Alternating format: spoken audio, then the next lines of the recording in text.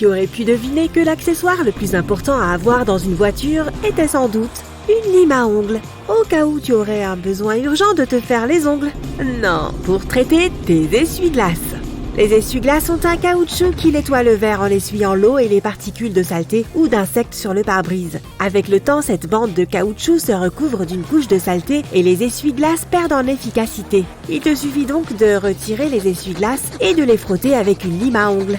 Cela permettra d'enlever la couche de saleté et tes essuie-glaces dureront quelques mois de plus. C'est particulièrement important pendant la saison froide, lorsque tu dois constamment enlever le givre de ta voiture.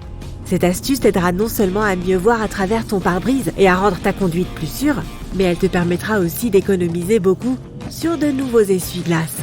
Tu t'es mal garé et tu as heurté un poteau avec ta voiture? Eh bien, ce petit creux peut être réparé avec un glaçon. Il suffit de presser un morceau de glace sèche sur le point d'impact et voilà, ta carrosserie est comme neuve. Mais cette méthode ne convient qu'aux pièces métalliques. C'est une question de dilatation thermique. Quand le métal devient chaud, il se dilate et quand il refroidit, il se rétracte. Donc quand tu mets de la glace sur le creux, il y a une tension à l'intérieur du métal qui fait qu'il reprend sa forme originelle. Tu peux aussi utiliser une ventouse, comme celle qu'on utilise pour transporter le verre. Il suffit de la coller sur le creux et de tirer. La ventouse que tu utilises pour nettoyer un évier bouché pourrait aussi fonctionner. Essayons maintenant de cacher les rayures autour du point d'impact. Essaye de trouver un vernis à ongles ordinaire de la même couleur que ta voiture.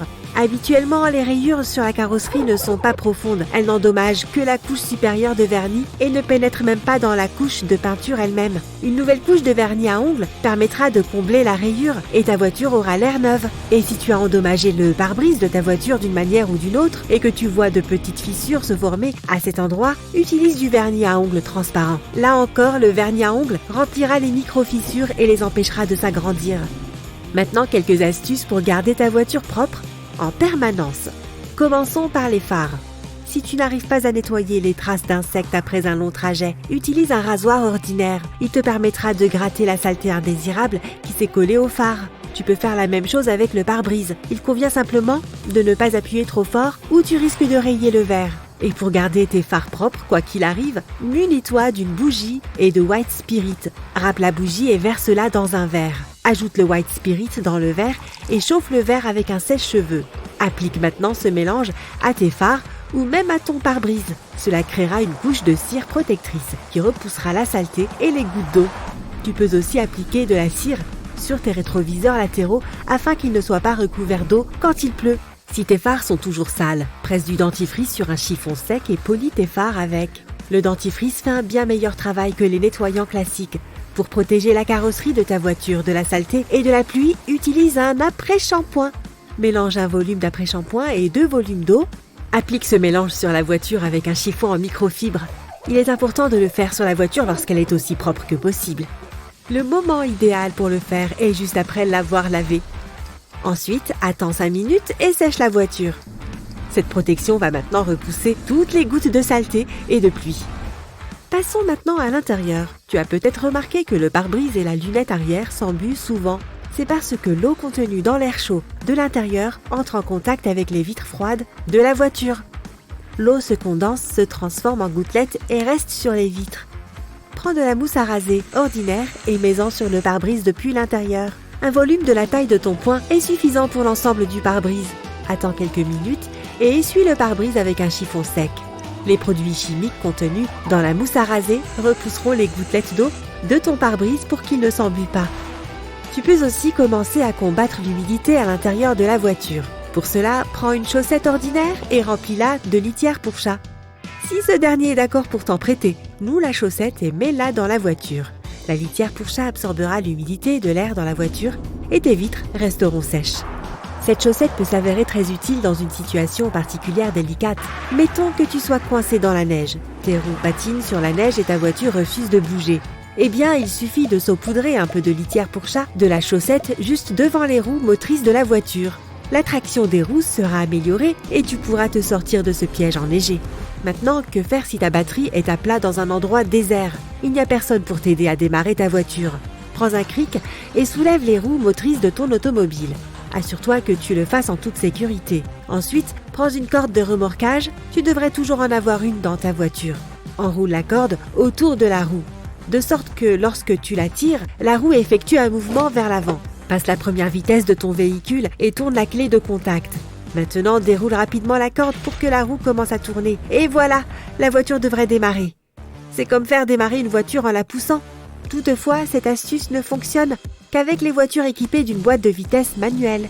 Si tu ne veux pas renverser d'huile lorsque tu la verses dans le moteur, il suffit de mettre un tournevis dans le trou et de verser l'huile dessus. Une option plus avancée consiste à utiliser le bidon d'huile comme arrosoir. Il se trouve que le filetage du bidon s'adapte parfaitement à celui du trou du moteur. Prends un bidon d'huile vide et découpe-en le fond. Maintenant, visse le bidon dans le trou et verse-y de l'huile sans craindre de le renverser sur le moteur. Si une poignée de porte ou une serrure est gelée en hiver, utilise du désinfectant pour les mains. Il fera fondre la glace presque instantanément. Tu peux aussi tremper ta clé dans de l'alcool pour les mains et la glisser dans la serrure. Tu devrais pouvoir l'ouvrir en quelques secondes. Si tu n'as pas de désinfectant, prends une paille, appuie-la contre la serrure et souffle de l'air chaud à travers celle-ci. Quelques minutes de respiration et la serrure pourra être ouverte. Tu recharges ton téléphone dans ta voiture, mais tu en as assez des câbles qui s'en mêlent sans cesse. Pas besoin de les couper. Prends ton fil de chargeur et enroule-le autour d'un crayon. Maintenant, souffle de l'air chaud dessus avec un sèche-cheveux, mais ne surchauffe pas le fil. Il devrait maintenant ressembler à un ressort souple et sa longueur sera beaucoup plus courte. Si tu aimes la limonade ou le coca, mais que tu n'as pas de décapsuleur dans ta voiture, pas de problème, utilise simplement le bout de ta ceinture de sécurité. Et hop, tu peux déguster ta boisson préférée.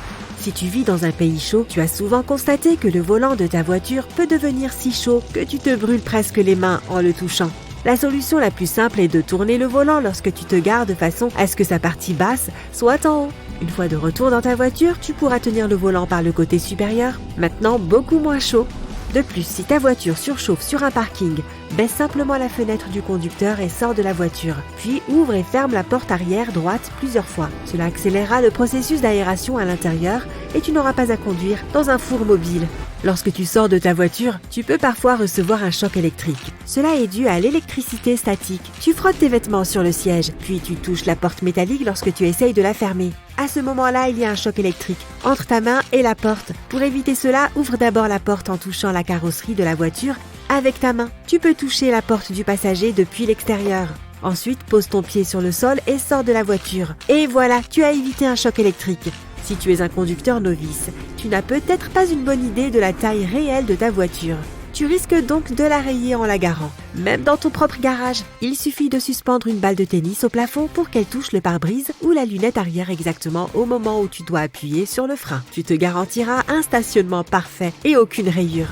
Si tu partages la voiture avec quelqu'un, tu dois constamment ajuster le siège du conducteur. Pour simplifier ce processus, tu peux mettre de petites bandes de ruban adhésif de couleur sur le panneau sous le siège et sur la portière du conducteur lorsque le siège est dans une position confortable. Lorsque tu ajustes le siège, il te suffit de mettre ces bandes l'une en face de l'autre. Tu peux utiliser des couleurs de bandes différentes pour chaque conducteur. Ou bien l'autre conducteur peut s'acheter sa propre voiture.